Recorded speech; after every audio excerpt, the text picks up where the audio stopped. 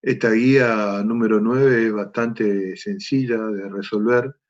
Son aplicaciones, no, porque yo le había dicho que la 8, esa estaba resuelta y le había pedido que la miren. En todo caso, la 8 la vemos, si quieren, el martes, la vemos rapidito.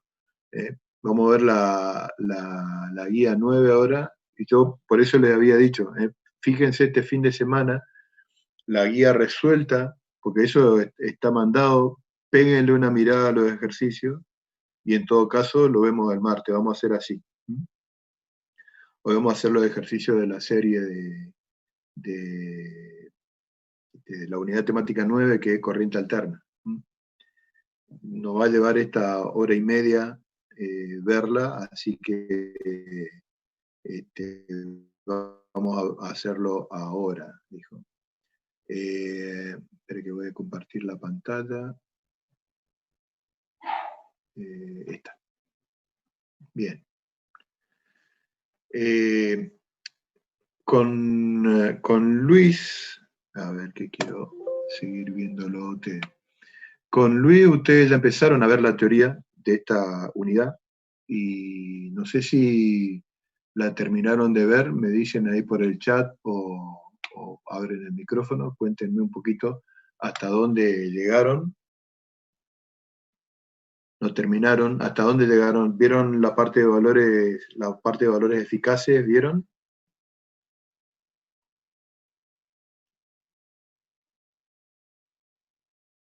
Todavía no. Bien. ¿Vieron? Yo estoy re desarmado con la unidad 9. No te preocupes, Maxi, eso lo vemos ahora, porque ya te digo, no es complejo para nada. No, no te hagas drama, porque no es complejo. De hecho, el primero de los ejercicios de la guía nos va a permitir recordar un poco de esto que vio Luis con ustedes. Acuérdense que un circuito de corriente alterna es un circuito que está alimentado por una función que es parecida a esta que está acá. Espere que habilito mi anotador. Por una función de este tipo. Una función de este tipo es una, como está ahí, una función del tipo seno, en la cual la tensión va variando de esta forma, y es periódica, digo, ¿no? Esto es la tensión en función del tiempo. Entonces, lo que se busca en estos circuitos, digamos, es ver qué pasa con la corriente que circula por el circuito, y ver si es igual a la tensión o si va con un cierto desfasaje. Entonces, antes de ver un circuito con los tres elementos, que sería un circuito RLC, vemos qué es lo que pasa con cada circuito por separado. Entonces, en este caso del circuito solamente con una resistencia, si nosotros planteamos la ecuación de esta malla, ¿qué es lo que vamos a tener?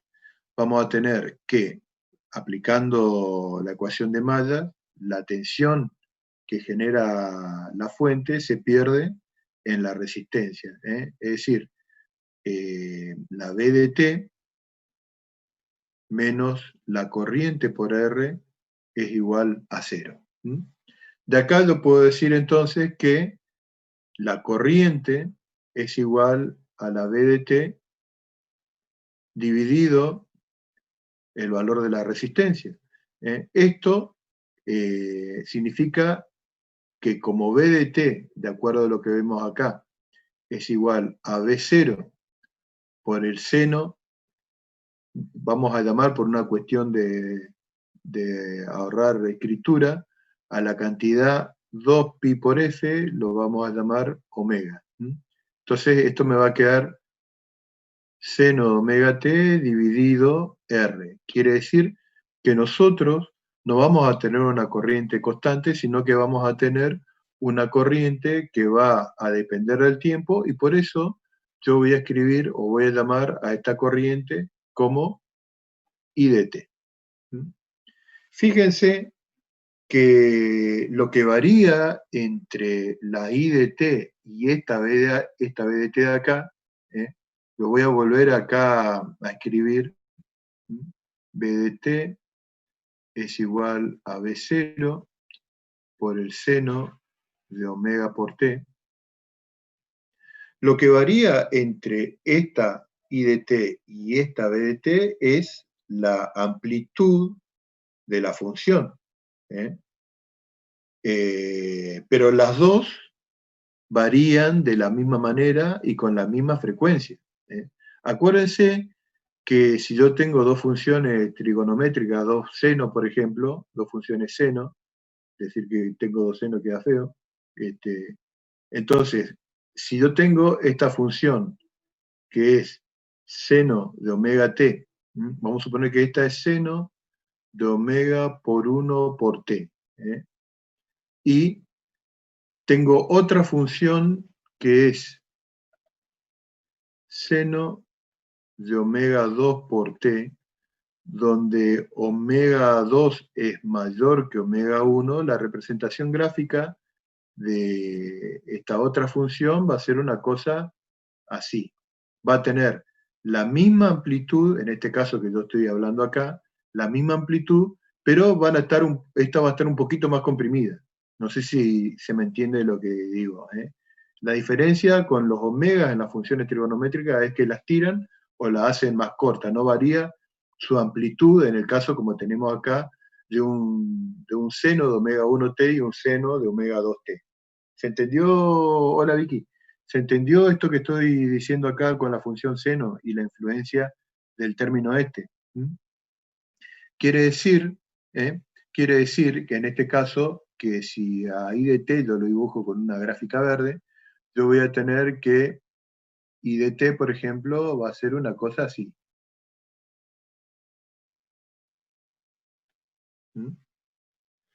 Esta que está acá es I de t. Lo de seno de omega, bien, bien. Entonces, de acuerdo a lo que ven ustedes acá, ¿cuál es más grande? ¿I de t o B de t? De acuerdo al dibujito que yo hice.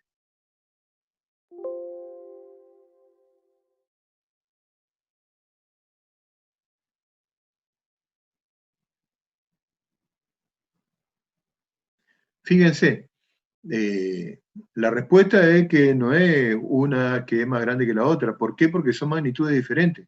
La tensión y la corriente son magnitudes diferentes y el único objeto de este gráfico es mostrar cómo varía una en relación a la otra. Pero acuérdense, esto es como decir que un kilogramo es más grande que un metro, por ejemplo. No podemos comparar porque son magnitudes diferentes.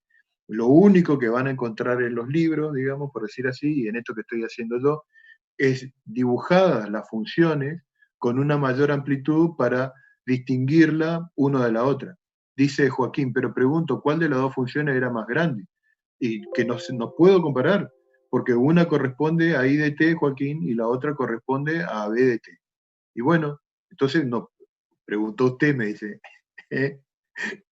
ninguna de las dos es más grande que la otra, por esto que estoy diciendo, son magnitudes, no se pueden comparar. Eso es lo que estoy diciendo, como dice Luis acá. Porque por eso vuelvo a repetir, es como decir, ¿qué es más grande? ¿Un kilogramo o un metro? ¿Estamos? Bien, a ver, lo importante que tienen que ver de estas dos gráficas acá, con y lápices, dice como decir, tengo una docena de manzanas en una mano y una docena de banana en la otra mano. ¿Qué pueden sacar de conclusión? Que tengo la mano grande, dijo, nada que ver. Entonces le decía, volvamos a esto, dijémonos esos chistes pavos que yo hago.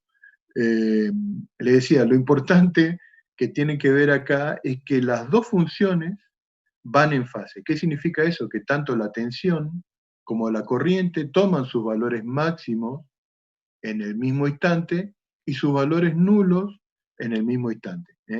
Este también es un valor máximo, pero está en el sentido contrario. ¿Me entienden hasta ahí? ¿Hasta acá me siguen? ¿Mm? De otra forma en la cual yo puedo representar esto, digamos, es lo que se llama con un diagrama fasorial. ¿Qué es un diagrama fasorial? Un diagrama fasorial es un diagrama de este tipo, que yo le voy a mostrar acá, involucra un vector rotante,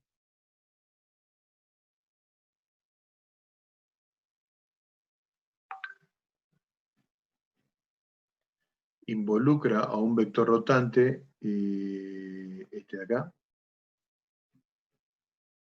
Este representaría, por ejemplo, ese vector que está ahí representa la corriente, y este que está acá, este vector, o sea, estoy haciendo la misma correspondencia de colores, ¿eh? Y este de acá representa la tensión. Estos vectores están rotando con una velocidad angular omega en este sentido, de manera que esto que está acá, este ángulo, es omega t, ¿eh?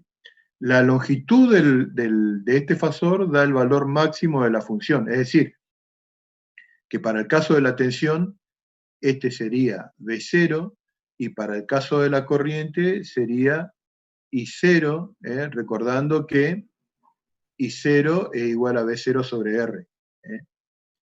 Y la proyección en el eje vertical da el valor instantáneo de la magnitud. Vuelvo a repetir. Así como nosotros estamos trabajando con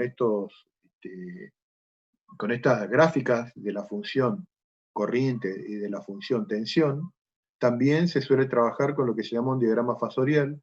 Los fasores son vectores cuya longitud corresponde al valor máximo de la magnitud.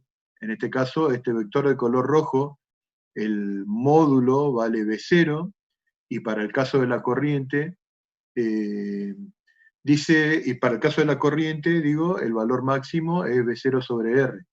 Me pregunta acá Matías, ¿los vectores son colineales porque están en fase? Son colineales porque están sobre la misma línea, ¿eh? Pero también una consecuencia de eso es que están en fase. Acordate que el término de vector colineal, vos ya lo habías visto en física 1, cuando hiciste suma de vectores en la misma dirección. Trabajaba con vectores colineales porque estaban en la misma línea. Si no lo viste en física 1, seguro que lo viste en algún curso de la escuela secundaria.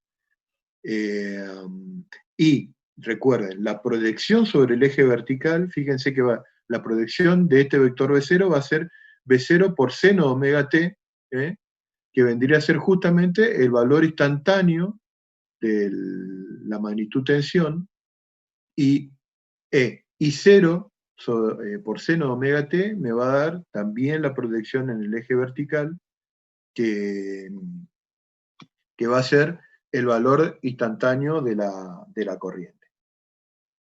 ¿Se entiende hasta ahí? ¿Eso quedó claro? Díganme ahí por el chat si está entendido. Esto seguramente lo habrán visto con Luis, digo. Esto lo vieron con Luis, ¿no? Sí. Lo único que estamos haciendo acá es recordar. Ahora, ¿qué pasa cuando yo tengo una inductancia o una bobina en el circuito? De vuelta, vuelvo a plantear la ecuación de esta malla cerrada. Entonces, ¿qué es lo que voy a tener ahí? Voy a tener que el valor de la FEM en función del tiempo, o B de T en función del tiempo, menos la caída de tensión en el elemento inductivo, es igual a 0. De acá yo puedo decir que el diferencial de I, digamos, es igual a menos 1 sobre L, perdón, menos no, ese menos está de más. Es 1 sobre L por, si nosotros de vuelta utilizamos el mismo valor de la fuente, va a ser B0 por el seno de omega t diferencial de t.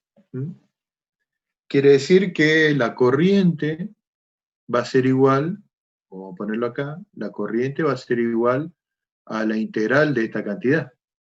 De esta integral yo puedo sacar todo lo que es constante afuera, B0 sobre L, y calculo la integral del seno, que es el menos coseno, y el omega, por el coseno de omega por t. Esta es también una I de t. A la cantidad omega por L se la suele llamar con la letra XL, y esto es lo que se llama reactancia inductiva. Las unidades de la reactancia inductiva, las unidades de XL, es en ohm.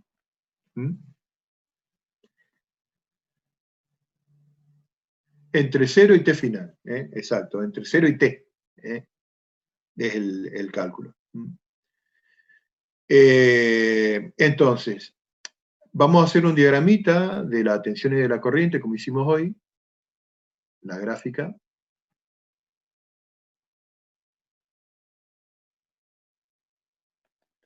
Entonces, para la expresión de la tensión, yo voy a seguir teniendo ahí, que B de t o E de t, como ustedes quieran, es igual a B0 por el seno de omega t. Vamos a seguir teniendo una gráfica de este tipo. Así. Esto es t, ¿no es cierto? Bien, y para el caso de la corriente, yo voy a tener que I de t es igual a I0 por el coseno, menos I0 por el coseno de omega por t, donde I0, o I máxima, es igual a B0 sobre el valor de la reactancia inductiva. Entonces, para el caso de la corriente, va a variar de esta forma, como menos el coseno, ahí, digamos, después viene ahí,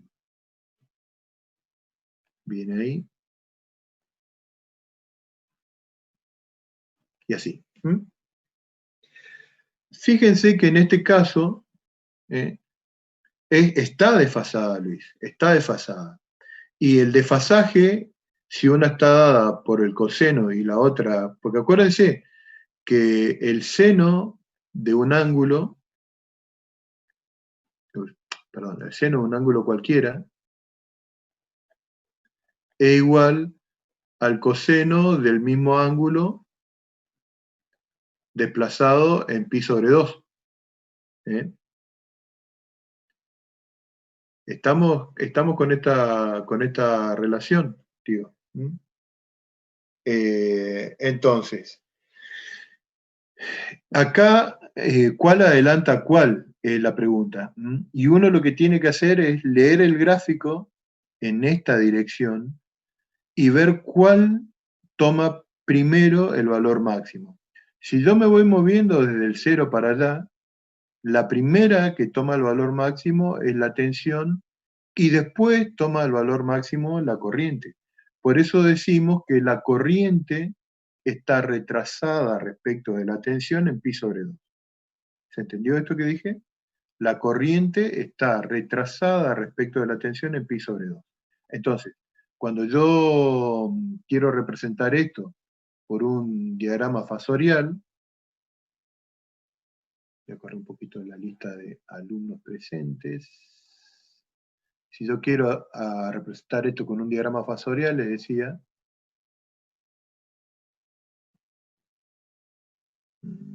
ahí, ahí está un eje, ahí está el otro. Mientras la tensión sigue variando, como habíamos visto hoy, con el mismo tipo de vector, es decir, este va a ser el vector que representa la tensión. La corriente, en este caso, está apuntando para este lado. ¿Mm? Está retrasada respecto de la tensión en pi sobre 2. ¿Hasta ahí vamos? Me dicen ahí en el chat si esto que terminé de explicar acá se entiende. Fíjense que yo en todos los casos, estos que vimos en el primero y en el segundo, estoy buscando la relación entre la tensión y la corriente. Entonces, en este circuito de acá, habíamos visto que las dos estaban en fase, y en este circuito de acá, estamos viendo que la corriente está retrasada respecto a la tensión en pi sobre 2. ¿Estamos hasta ahí? ¿Alguna pregunta hasta ahora?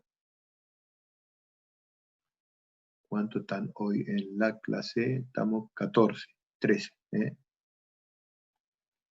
Esto lo vieron, les pregunto, esto lo vieron con Luis, ¿no? Esto que yo estoy explicando.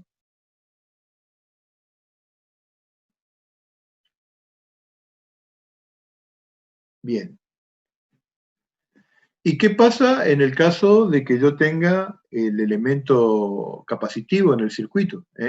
De vuelta, en este circuito, vuelvo a plantear otra vez la ecuación de la malla cerrada, y voy a tener que la Fn en función del tiempo menos Q sobre C, que es la caída de tensión en el elemento capacitivo, es igual a 0. De acá yo voy a poder escribir que Q es igual a C por B0 por el seno de omega t, y si quiero hallar la corriente, tengo que hacer la derivada de la carga respecto al tiempo.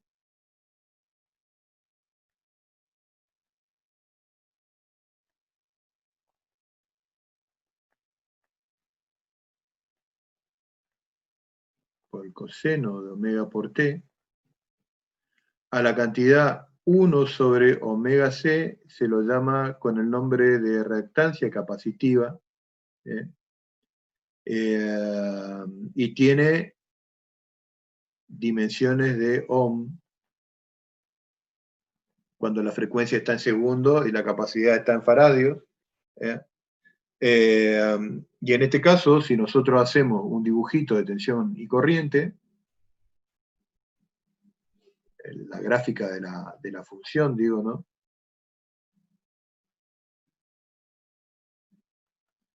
Voy a tener de vuelta para la tensión B de t igual a B0 por seno de omega t, voy a tener una gráfica de este tipo.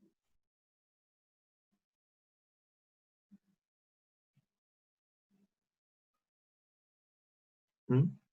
Y para la I de t, que va a ser igual a I0 por el coseno de omega t con I0 igual a omega por C por R, o si ustedes quieren, R sobre XC, vamos a tener que la gráfica de la corriente va a ser así.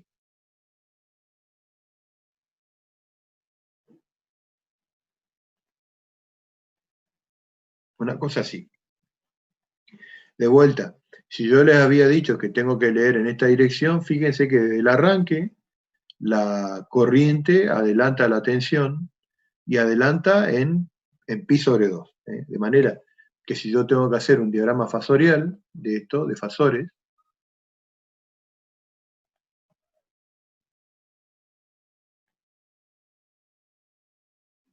epa, ahí,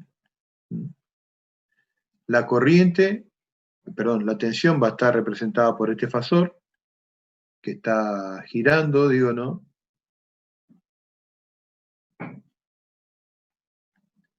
Y la corriente va a estar representada por este fasor de allá, así. ¿Eh? Fíjense que en este dibujo, digo, ¿se acuerdan que hablábamos de los valores instantáneos? Si esto que está acá es omega por t, este B0 y este es I0, y sabiendo que este ángulo de acá es el mismo que este, o sea, este de acá también es omega t, porque este lado y este lado son perpendiculares entre sí, ¿eh? De este ángulo. Entonces, fíjense que B0 por el seno de omega t me da el valor instantáneo de la tensión, e I0 por coseno de omega t me da el valor instantáneo de la corriente también. ¿Eh? ¿Estamos hasta ahí con eso? ¿Eh? Bueno, eso que estuvimos haciendo recién es lo que consiste este primer ejercicio. Lo único que tienen que cambiar acá, digamos, son el cálculo de las impedancias, en este caso inductiva, en este caso capacitiva, y dar los valores correspondientes a I0, a omega, a B0, ¿eh? Y listo, digo. ¿Mm? No, la proyección en el eje vertical, Luis. Porque fíjate que si yo hago B0 por el seno, me va a dar una cantidad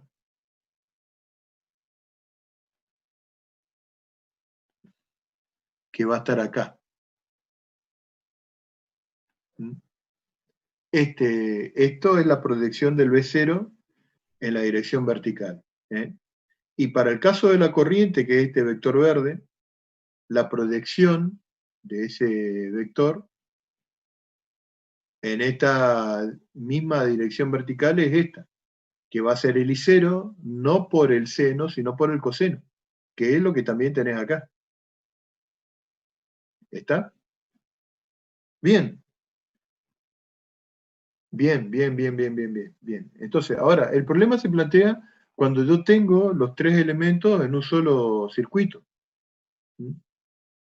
Cuando tengo en un circuito, digo, por ejemplo, la fuente de tensión alterna, ¿eh? Un elemento resistivo, un elemento capacitivo y un elemento inductivo, una bobina. ¿Mm? A esto se le llama circuito RCL o RLC, depende de cómo ustedes lo quieran escribir, circuito RLC serie o RCL serie. ¿Eh? Y en este circuito, y aplicando la ley de malla, vamos a tener que la FEM en función del tiempo menos I por R, menos Q sobre C, menos la derivada de I respecto de T por L, es igual a 0, sabiendo que Q, la derivada de Q respecto de T es la corriente. A esto yo lo puedo escribir como derivada de Q respecto de T por R menos Q sobre C menos derivada segunda de I respecto de T por el valor de L igual a 0. Perdón, derivada segunda de Q respecto de T. Esto me va a dar una Q de T y la derivada me va a dar la corriente. Es una ecuación diferencial. En vez de trabajar con una ecuación diferencial, nosotros vamos a trabajar con el diagrama de fasores otra vez. Asumiendo que la corriente que circula por este circuito y su variación a través de cada uno de los elementos es la misma, porque están conectados en serie. ¿Eso a qué equivale? Digamos, a hacer coincidir, aguánteme un cachito para no tener que estar haciendo el dibujo yo nuevamente, que quiero buscar en el PowerPoint a lo que hago referencia. Esto, el circuito RSL, ¿vieron con Luis, por las dudas? Con Luis Arzamendia, digo, ¿no?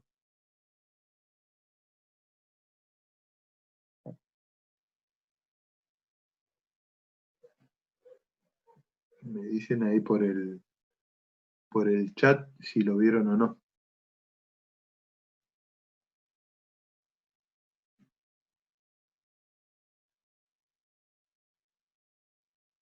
Bien, bien.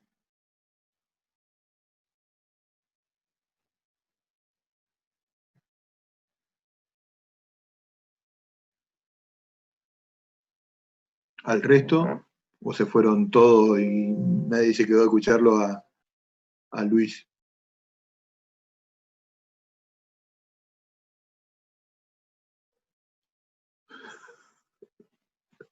Bueno, no se preocupe, no se preocupe. Lo vemos acá. Mm. Déjenme que voy a compartir la pantalla del PowerPoint.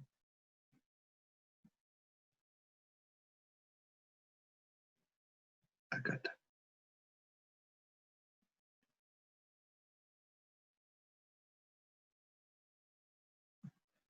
Luis ha de tener seguro un conjunto de slide muy similar a lo que yo le estoy mostrando.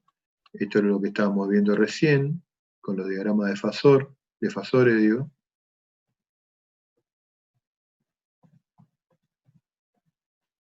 Entonces ahí tenemos el circuito y ahora vamos a tener una corriente también que va a ser un valor máximo por el seno omega t más phi, donde phi no necesariamente ya va a ser este, eh, el valor de más menos pi sobre 2, y la I máxima no necesariamente va a ser igual al valor máximo de la fuente sobre la reactancia inductiva o la reactancia capacitiva o el valor de la resistencia. Vamos a tener otra situación. Entonces, le decía recién que en este circuito en serie, las corrientes y sus variaciones a través de cada uno de los elementos es la misma.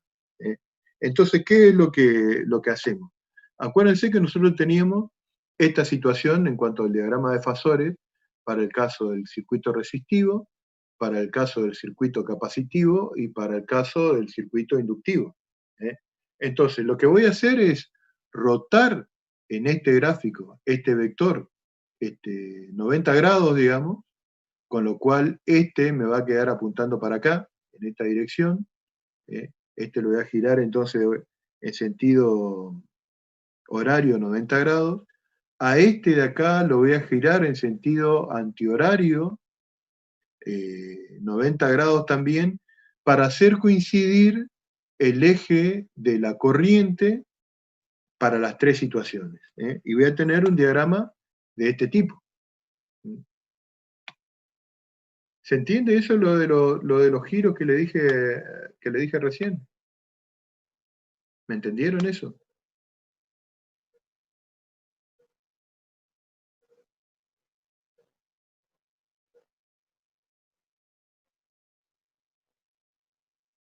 No, no es que justamente ahora no sabemos si va a ser más pi sobre 2 o menos pi sobre 2. ¿Eh?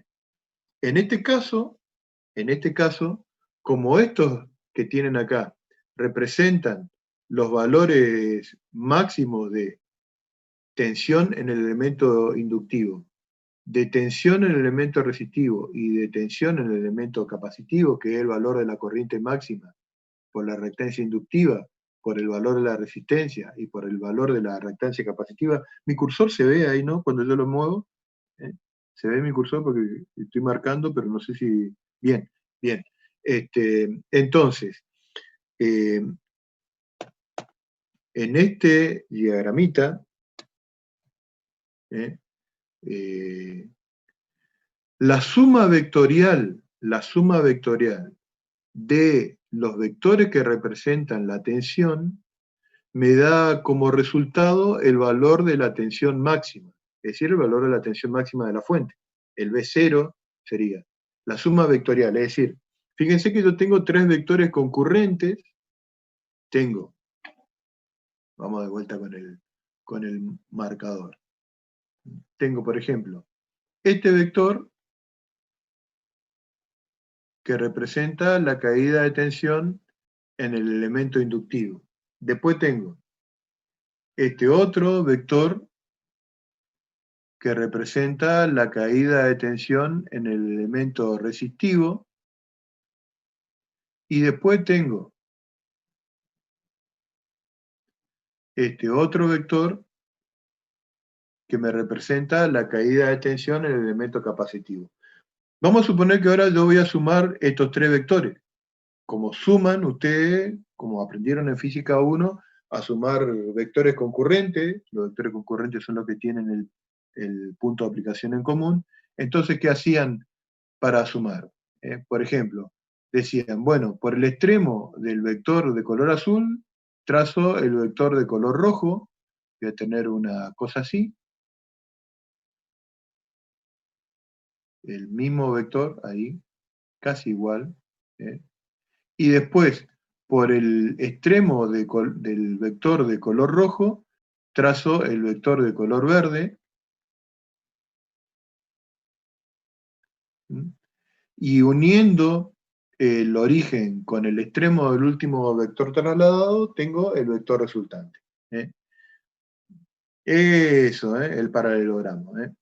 Entonces, lo que tienen, le decía, es el valor de la tensión máxima, y como esto, digamos, que tenemos acá, es la tensión máxima y este representa la corriente, este ángulo de acá representa el ángulo de desfasaje entre los dos vectores. Entonces, en este caso, por ejemplo, si la caída de tensión es mayor en la reactancia inductiva que en la capacitiva, el phi va a ser positivo, por ejemplo. Pero podría pasar que sea el vector que representa la caída de tensión en el elemento capacitivo más grande que en el elemento inductivo, porque fíjense, ¿qué era lo que habíamos dicho nosotros? Habíamos dicho que, por ejemplo, la caída de tensión en la resistencia era igual a la I máxima, esto es la caída de tensión máxima, por R. La caída de tensión en la inductancia máxima es igual a I0 por el valor de la reactancia inductiva, y la caída de tensión en el elemento capacitivo, el valor máximo, era I0 por la reactancia capacitiva. Esto es I0 por omega por L, y esto es I0 por omega, perdón, I0 sobre omega por C. Es decir, que BC y BL van a depender fuertemente del valor de la frecuencia. A medida que aumento la frecuencia, aumento el valor de la caída de tensión en el elemento inductivo y disminuye la del capacitivo. Ahí me dice menos de un minuto, así que abro de vuelta una sesión, acomodando nomás las ventanitas de ustedes acá en la pantalla, en mi pantalla. Bien. Entonces, estábamos, le decía recién, creo que era el slide anterior el que estamos viendo, a ver, sí. Le estaba diciendo entonces que... Estábamos hablando entonces de que este era el valor máximo de la fuente, y les decía que podía pasar que el vector que representa la caída de tensión máxima en el elemento inductivo sea más corto, o tenga menos valor que la del elemento capacitivo, porque esas caídas de tensión dependían de la frecuencia de la fuente, la frecuencia de oscilación de la fuente. Y que podía pasar que este phi de acá sea negativo. Entonces, estamos con que si nosotros miramos este triángulo rectángulo de acá, vamos a ver que, por ejemplo,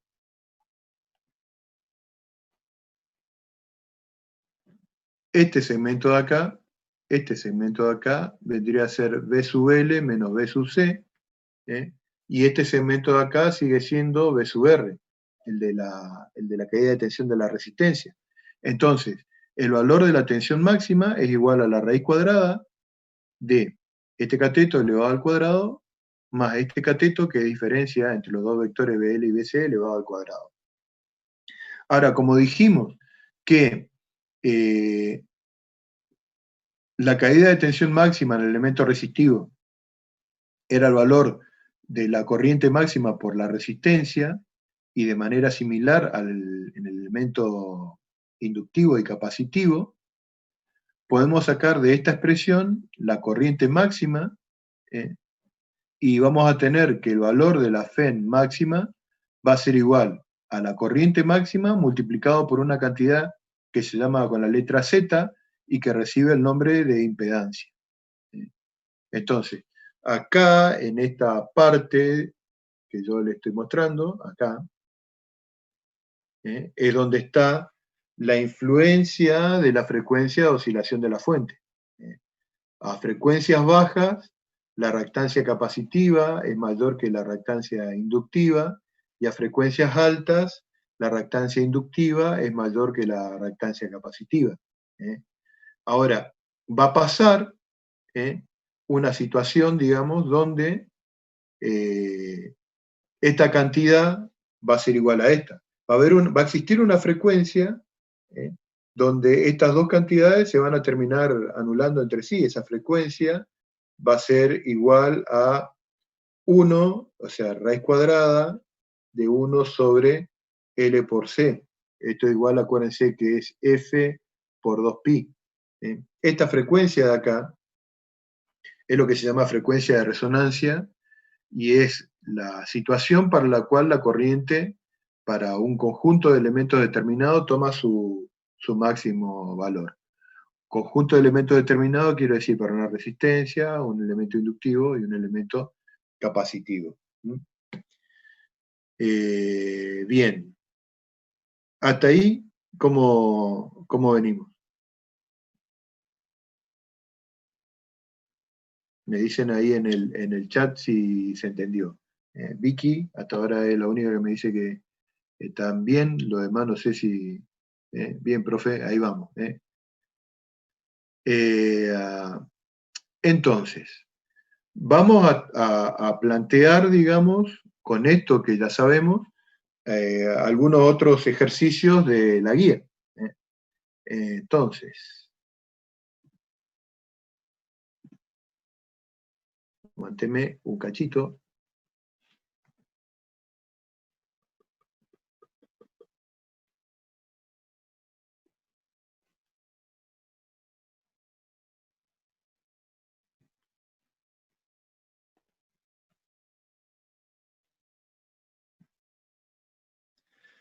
Bien, entonces nosotros habíamos planteado este problema de acá.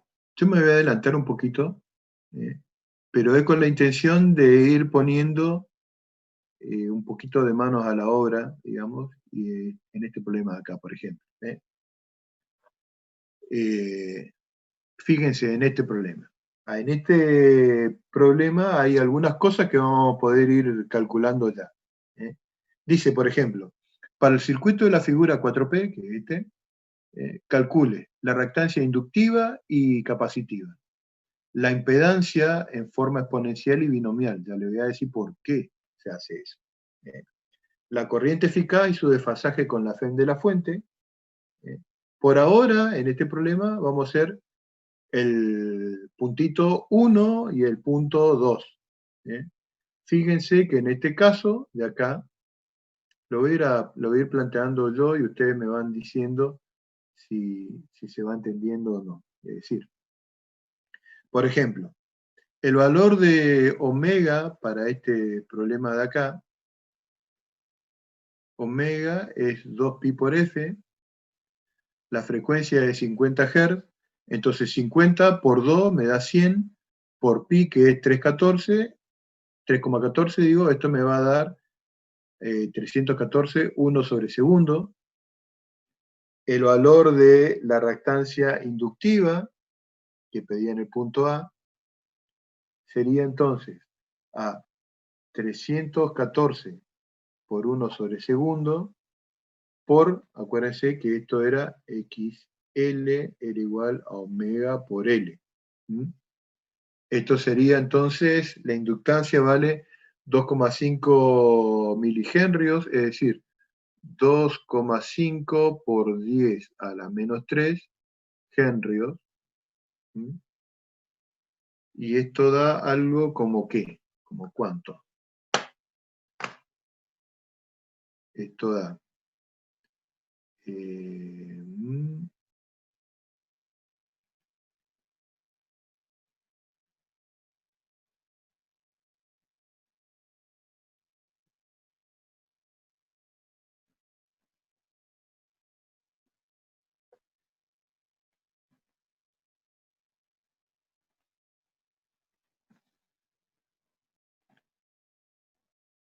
Ahí ustedes no ven la calculadora, ¿no? No ven la calculadora que yo estoy usando, ¿no? Ahí. No, bueno. Este es el simulador de la calculadora que ahora en un ratito ya le voy a mostrar. Entonces da 7,85 por 10 a la menos 1, a ver. 314, a ver, vamos a ver cuánto da. Entonces, 314 por 2.5 exponencial a la menos 3 da 0,785. Sí, está bien. Ese es el resultado que da, es lo mismo. 0,785 ohm. Es el valor de la reactancia inductiva.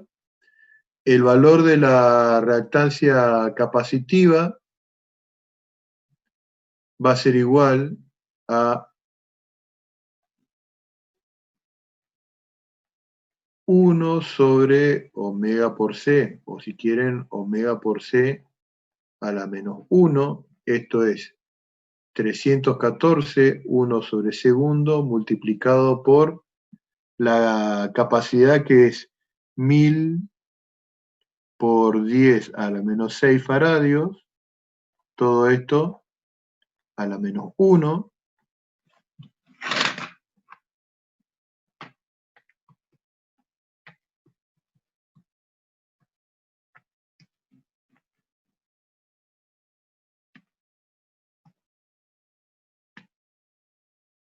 da algo así como 3,18 ohm.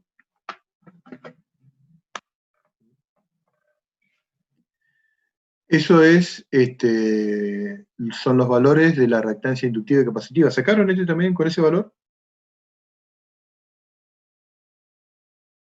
Bien.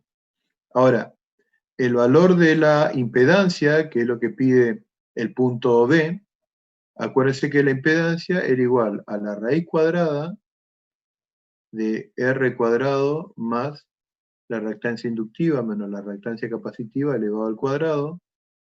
El valor de R vale 20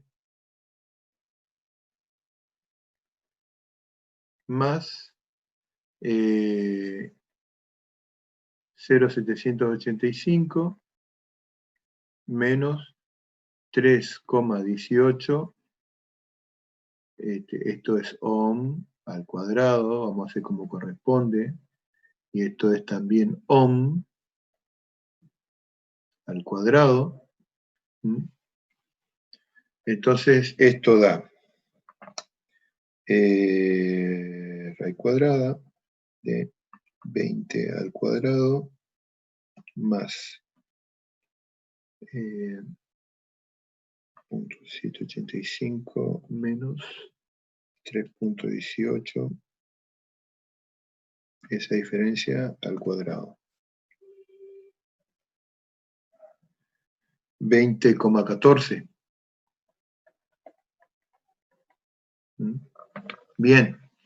Entonces, les decía, acá esa es, vendría a ser, esto es el módulo de la impedancia, Z o Z0, hay veces que es conveniente escribirlo. ¿Por qué?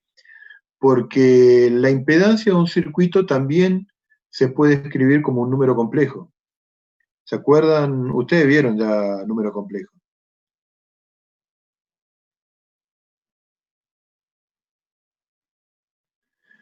¿Sí o no?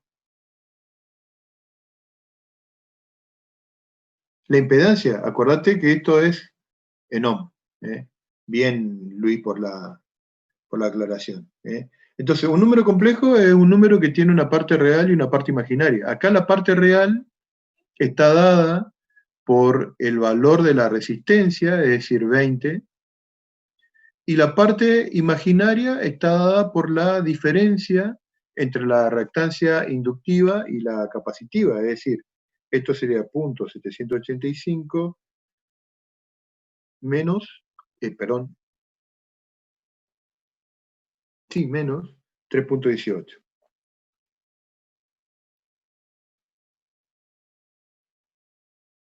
Entonces, menos 2.395 por J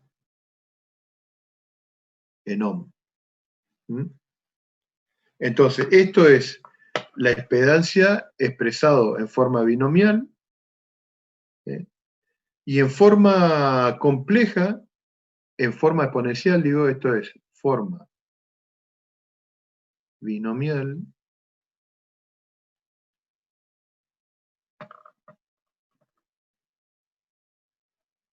20i. ¿Por qué 20i, Vicky?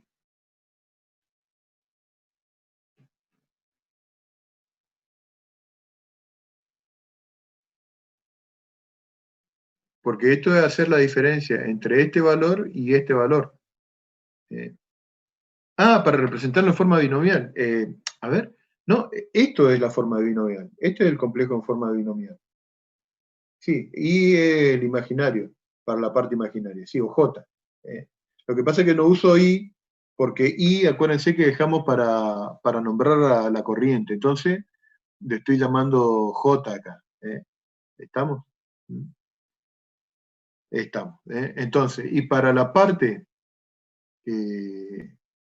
sí, puedo explicar, Matías, no hay problema. Entonces, les decía, la impedancia, y ya les voy a contar por qué, se suele representar generalmente por número complejo.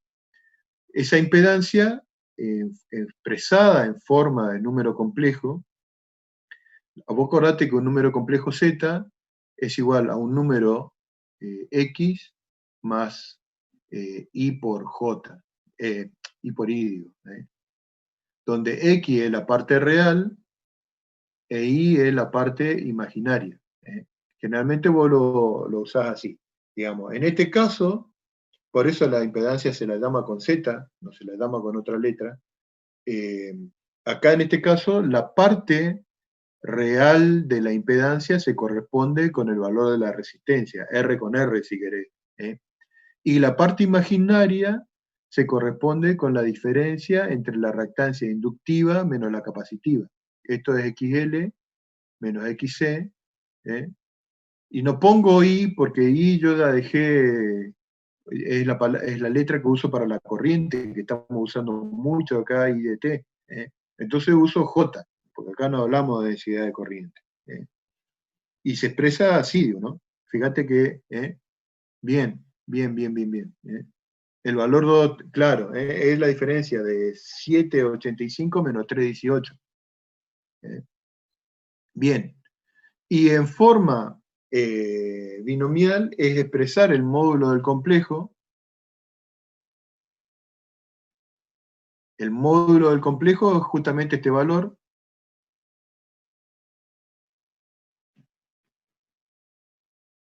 Por E a la J, y de vuelta, ahora no la diferencia, sino es hacer la tangente a la menos 1 de XL menos XC sobre R, es decir, tangente a la menos 1 de menos 2.395 dividido 20. Esto da igual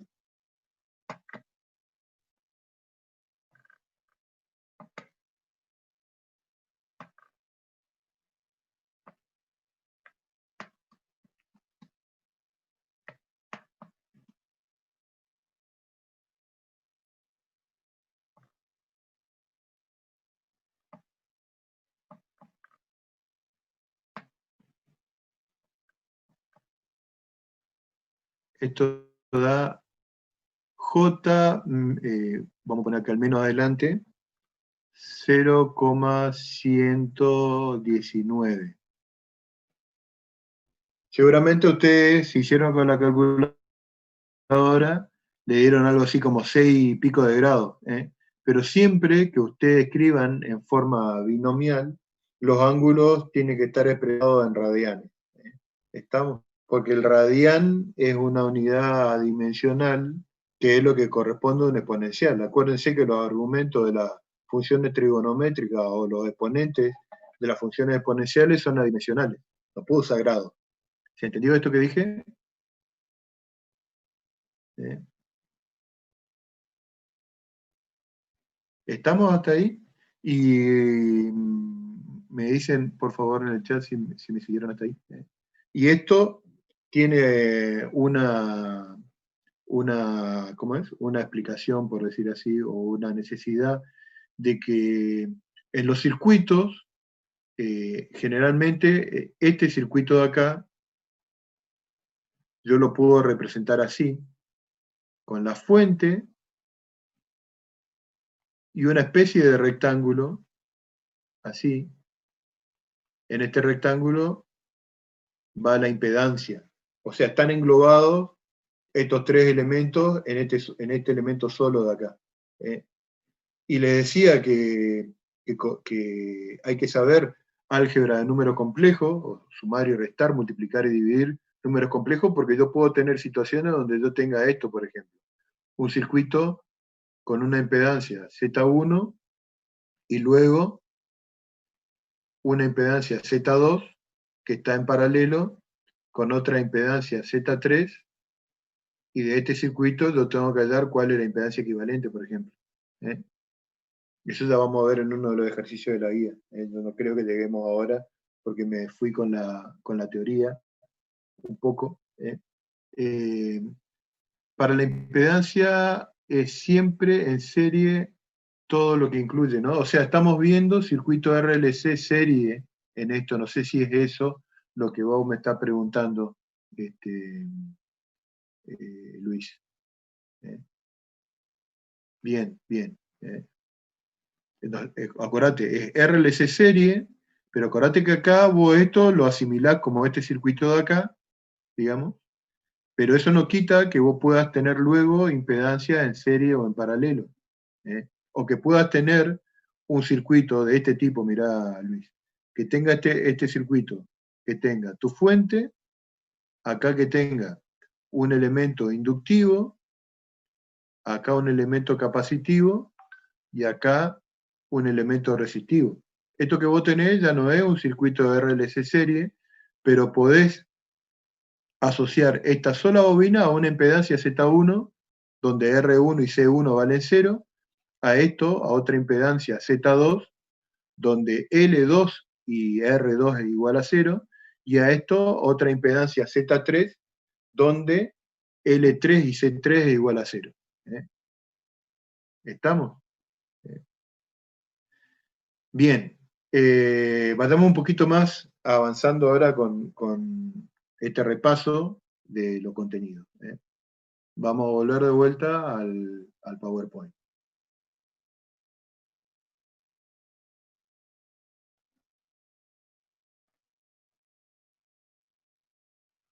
Bien, estábamos ahí entonces, esto es lo que estábamos hablando recién.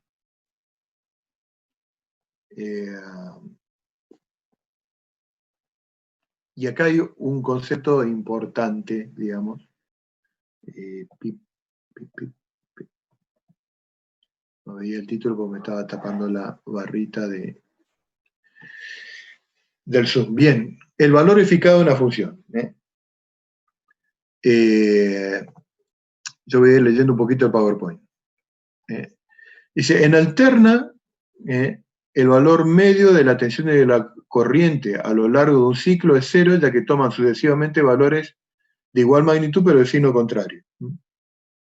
Esto no significa que su efecto sea el mismo que tendría una tensión en una corriente nula. Entonces vamos a ver un poquitito eso.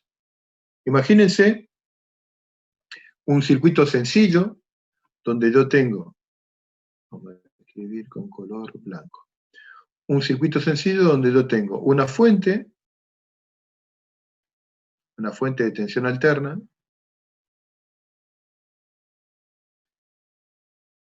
y una resistencia. ¿Mm? Hoy habíamos visto al principio de la clase que si la fuente variaba como esta expresión, el valor de la corriente variaba de la misma forma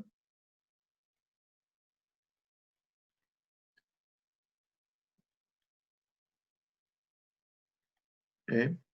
Variaba de la misma forma que la tensión. Es decir, ahora, cuando la corriente pasa en este sentido, digamos, ¿no es cierto? En la resistencia hay una disipación de energía por efecto Joule, ¿eh? Que es la base del funcionamiento de los ruleritos con los que calientan el agua para el mate por ahí, o de un calefón eléctrico. La convierte en calor. Ahora, cuando la corriente está circulando en este sentido, en sentido antihorario, la energía que liberó no vuelve a entrar al sistema, vuelve a liberar energía como en el primer ciclo, es decir, el efecto en cuanto a gasto de energía en el circuito no es el equivalente al de una corriente nula, porque si ustedes hacen la gráfica de la representación gráfica de la corriente en función del tiempo, van a tener una cosa así. El valor nulo, o sea, el valor medio de esta función que representa la corriente en función del tiempo es cero, porque todos los valores positivos de esta parte se compensan con los mismos valores negativos de esta. Sin embargo, al circuito, en promedio, no es que no libera energía, libera en un ciclo, libera energía cuando la corriente está circulando en un sentido, y libera energía cuando la corriente está circulando en el sentido contrario. Entonces, hace falta definir algún tipo de magnitud que a mí me permita cuantificar para un circuito así la liberación de energía por parte de la resistencia. Porque no puedo trabajar con valores promedio. ¿Se entiende esto que estoy hablando? No puedo usar el I promedio. Me dicen ahí en el chat si me siguen.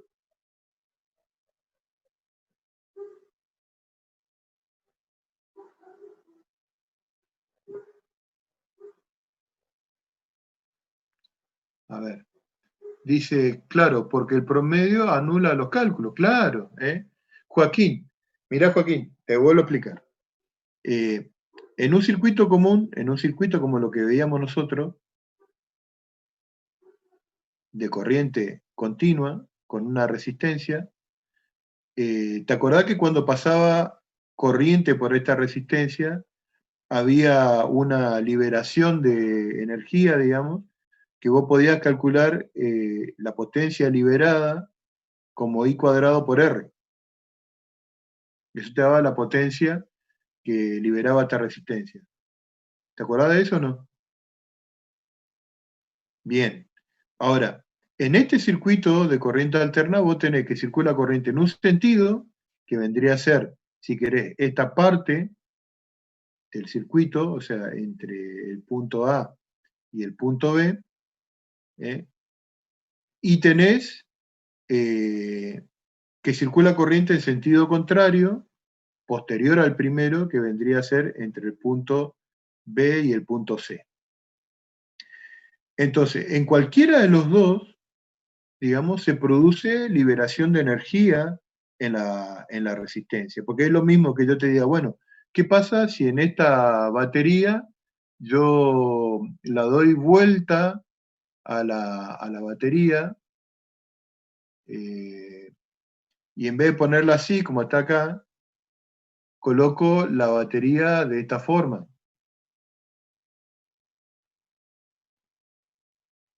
La corriente va a circular para allá y va a terminar liberando la misma energía que cuando poníamos la batería de un lado. Acá en este caso es como que vos vas alternando y poniendo en una posición y en la otra esta batería de acá.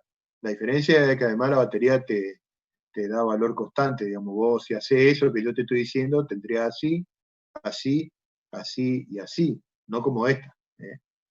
Entonces, La cuestión acá, que yo quiero que vea, digamos, es que vos no podés trabajar para este cálculo de acá con valores medios.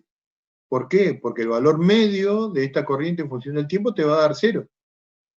Y no es que no hay, si vos decís que la corriente media es cero, me está diciendo que por esta resistencia no hay liberación de energía en la unidad de tiempo, no tiene potencia disipada.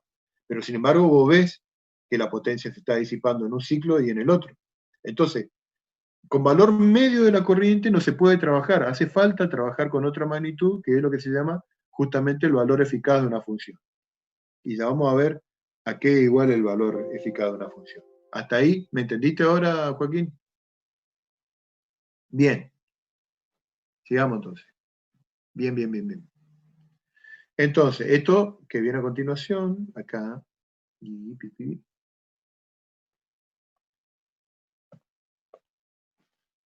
se me colgó el PowerPoint. Ahí está. Ahí está. La energía en una resistencia por efecto Joule es independiente del sentido en que circula la corriente, que era lo que estábamos hablando recién. ¿eh? Entonces, para tener en cuenta este hecho, se promedia a menudo el cuadrado de los valores instantáneos y se toma la raíz cuadrada. Ya vamos a ver por qué. El resultado es lo que se llama valor eficaz o valor de RMS en inglés. Hay otra cosa adicional acá que es la siguiente. Imagínense que, como en los problemas anteriores, la tensión decía que la frecuencia era de 50 Hz por 50 Hz, digo, ¿no? La B de T. Entonces, imagínense que esto, así, se repite 50 veces, o sea, hay 50 de estas gráficas, yo voy a poner punto suspensivo, Angaú acá, y dibujo la última,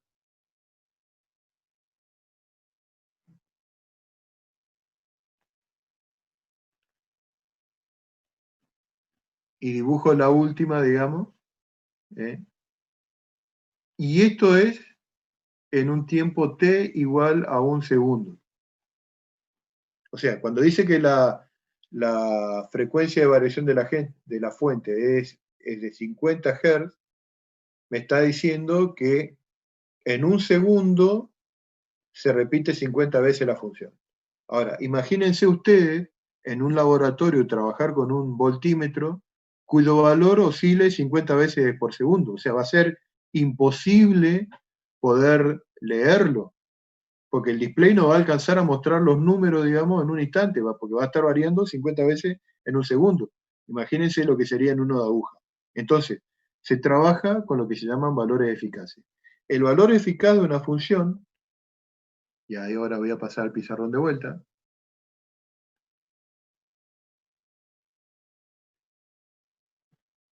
es lo siguiente. Fíjense, yo le había dicho recién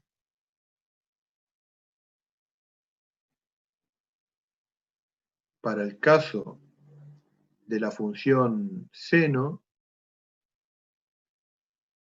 en el caso de la corriente, por ejemplo, que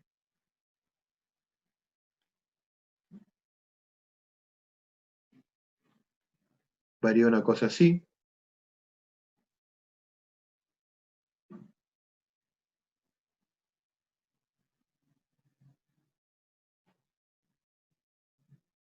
¿Mm? Supóngase que esta es la I de t, igual a B0 sobre R por el seno de omega t, volviendo al circuito común, digamos, porque esto después se aplica a todo el resto.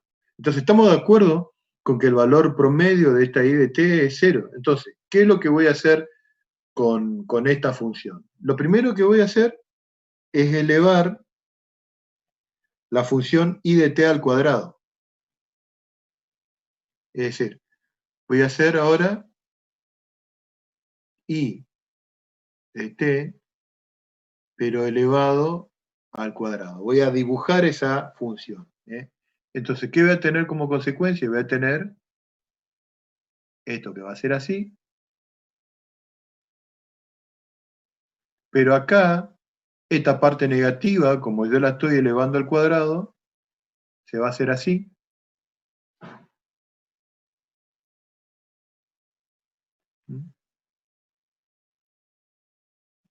Así. Y así. Luego, si yo a esta función le saco la raíz cuadrada,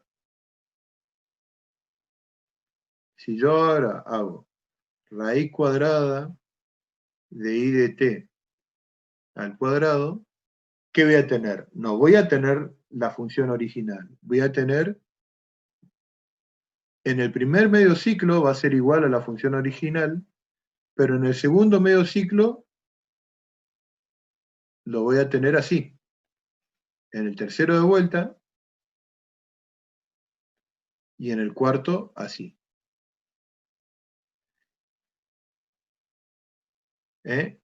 Ahora, sobre esta función de color azul, yo saco el promedio. Sobre la función de color azul saco el promedio. Y como dice acá Luis, ahora puedo hacer el cálculo del valor promedio y no me va a dar 0. En este caso, el cálculo del valor promedio para esta función que yo estoy dibujando me va a dar una cosa por acá, por ejemplo, qué sé yo, una cosa así. No así como sería la del gráfico de color rojo. Entonces, a este valor de acá, a este valor de este promedio se le llama valor eficaz. Bien, necesitamos calcular el promedio de una función. Entonces, ¿a qué es igual el promedio de una función cualquiera? Vamos a recordar eso. Entonces voy a borrar todo. Y vamos a suponer que yo tengo...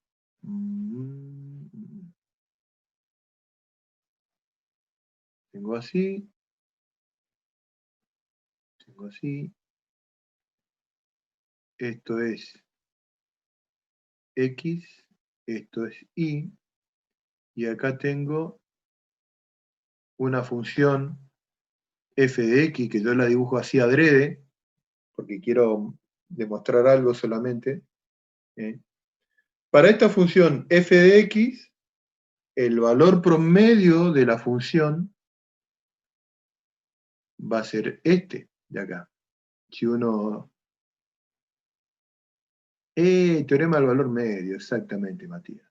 Solamente estoy recordando esa cantidad. Ahí. Este de acá que yo dibujé representa el valor medio de f de x. El valor medio se suele representar así o así. Cuando ustedes ven una función con una rayita arriba, está hablando de promedio, o cuando está entre dos flechitas, es porque está hablando de valor promedio. Como decía acá Matías, uso el teorema de valor medio. Entonces, fíjense, si yo ahora llamo a este punto A y a este punto B, fíjense que cómo es el área 1, esta área de acá, en relación a esta área 2 que está ahí.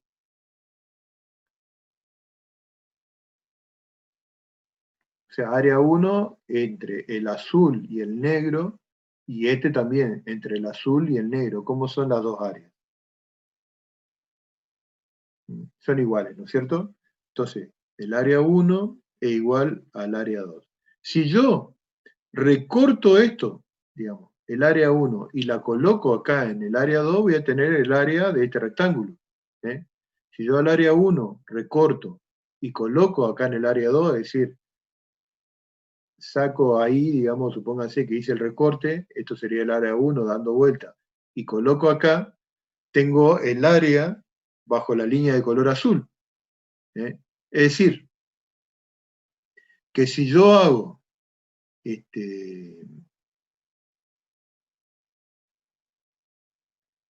el valor promedio de f de x por b menos a, que este segmento,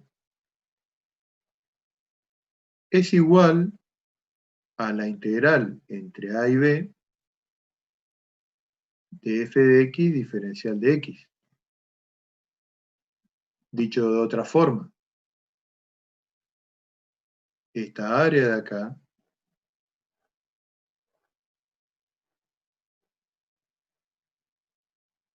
es la misma que esta área de acá. Vuelvo a repetir, si yo recorto este pedazo y lo pongo acá, como muestra acá mi ilustración, voy a tener el área de color rojo. ¿Me siguieron hasta ahí?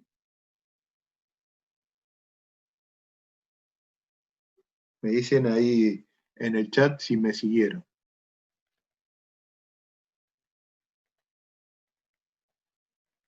Que como decía uno de los compañeros recién, esto es lo que dice el teorema del valor medio. ¿Mm? Bueno, queda menos de un minutito, chicos.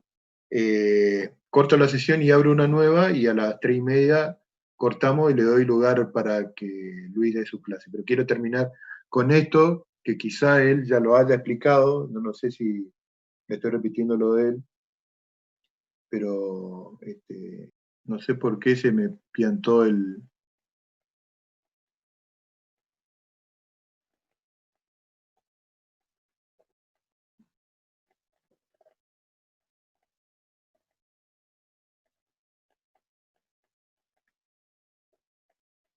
Bien, eso era lo que habíamos puesto recién. Imagínense ahora lo siguiente. Imagínense que yo tengo ya no esa función, sino algo muy parecido. Yo lo voy a hacer parecido al caso de hoy. Esa era la función que habíamos analizado entre A y B. Y que ahora esta función se repite de vuelta y se repite de vuelta y así sucesivamente. Y que yo tengo que calcular el periodo de esta nueva función que es periódica. Entonces la pregunta es, ¿tiene sentido tomar todo el intervalo de variación de la función para hacer el cálculo? Y la respuesta es que no, porque si yo quiero calcular el periodo de esta función y calcularlo contra el periodo, perdón, si yo quiero calcular el promedio de esta función en su primer periodo y compararlo contra el promedio de la función durante el segundo periodo, vamos a ver que es exactamente el mismo valor. Entonces, no tiene mucho sentido hacer el cálculo desde que comienza hasta que termina. Simplemente basta con hacer la cuenta durante el ciclo de la función, durante el periodo. Es decir, que si la función es periódica,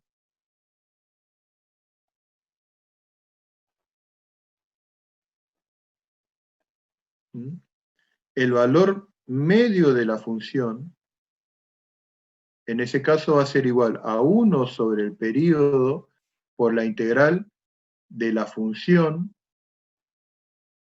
entre 0 y el periodo. ¿Estamos hasta ahí? La verdad que yo saqué la ventana del chat y al H para el chat. Ahí está. Bien. Entonces, imagínense otra cosa adicional. Una cosita adicional. Imagínense que esa función que nosotros llamamos f de x es una función senoidal. Entonces, ¿qué era lo que estábamos hablando cuando hablamos del valor eficaz de una función? Entonces, el valor eficaz de una función habíamos dicho que era la función elevada al cuadrado, es decir,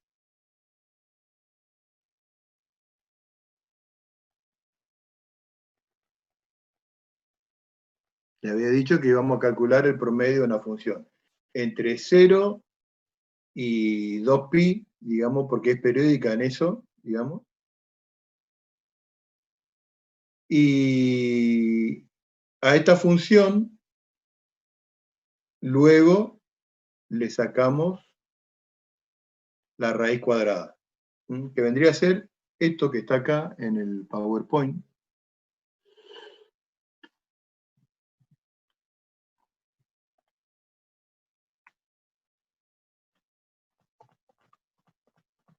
Eso que está ahí. El valor eficaz es la raíz cuadrada del valor de la función elevada al cuadrado y sacado la raíz, que era lo que habíamos dicho hoy, ¿se acuerdan? Entonces, para el caso de una función, si f de t, digamos, porque acuérdense que nosotros habíamos dicho que, por ejemplo, si yo quiero dar el valor eficaz de la fuente, la fuente, acuérdense que varía como la FEM en función del tiempo igual a E0 por el seno de omega t. Si yo quiero elevar al cuadrado esto, voy a tener así. Y si luego quiero sacar el valor promedio de e de t al cuadrado, fíjense que para sacar el valor promedio voy a tener que integrar esto, esta función de acá voy a tener que integrar, es decir, va a ser E0 al cuadrado por la integral de seno cuadrado de omega por t diferencial de t, esto sería así, entre 0 y t. Pero como la función seno es periódica y el periodo vale 2pi, entonces esto de acá queda como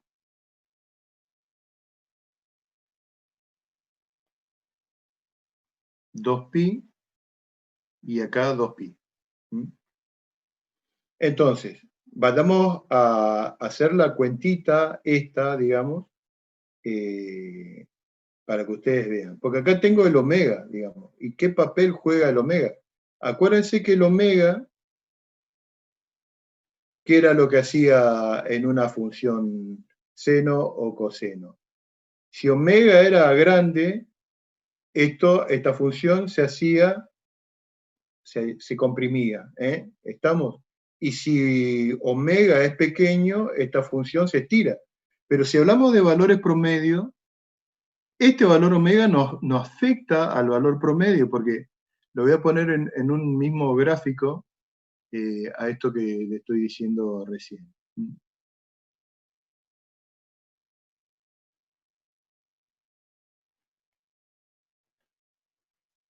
Este para un caso de un omega, y este es el caso para un omega más grande.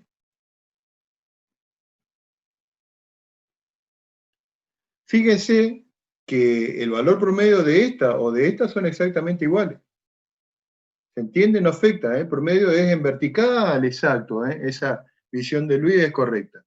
Entonces, ¿cuánto vale? La pregunta es ¿cuánto vale esta integral de acá?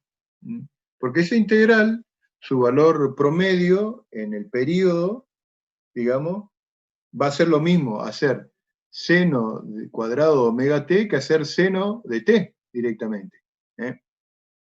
Entonces, como el tiempo en televisión es tirano, nosotros vamos a usar una aplicación. Entonces, si tienen la calculadora, lo hacen en la calculadora, y si no, usan, a ver dónde tengo usan un programita que está en línea y que viene para el celu también, que se llama MathStudio.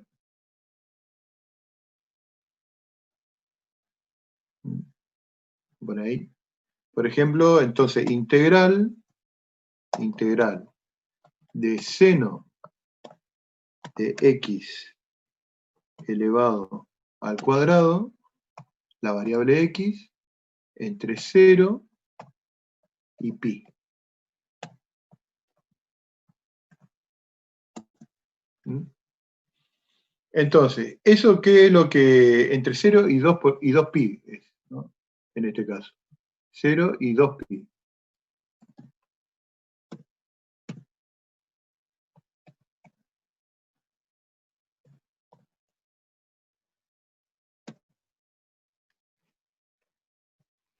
Me dice acá en el chat, me dice, profe, pero ahí no eleva el argumento. No, no, no, no. Se eleva la función, el argumento no.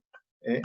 Por eso fíjense que acá está, en la cuentita que estamos viendo hoy, o acá, está la función seno elevado al cuadrado, no el seno de x del argumento al cuadrado, digo, ¿no? Se eleva la función. ¿Eh? Entonces, ¿a qué es igual esa integral? A esto de acá. Entonces, seno de 4pi es 0.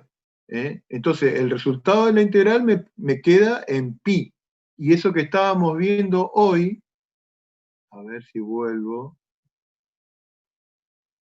a donde estaba anotando, que era acá, creo. Ahí. Fíjense que eso me va a quedar. Esta integral de acá me va a quedar igual a... Esto sería entonces 1 sobre 2pi por el resultado de la integral, que es pi, y me queda raíz de 1/2. Acá tengo un errorcito que ya lo voy a encontrar ahora después. Ya son y 34. Uy, chicos, disculpen. Vamos a cortar acá porque si no le estoy robando tiempo a la clase a Luis. Esto lo terminamos de ver bien, lo van a terminar de hecho de ver con Luis ahora. Así que bueno, le cedo el control de la clase a Luis.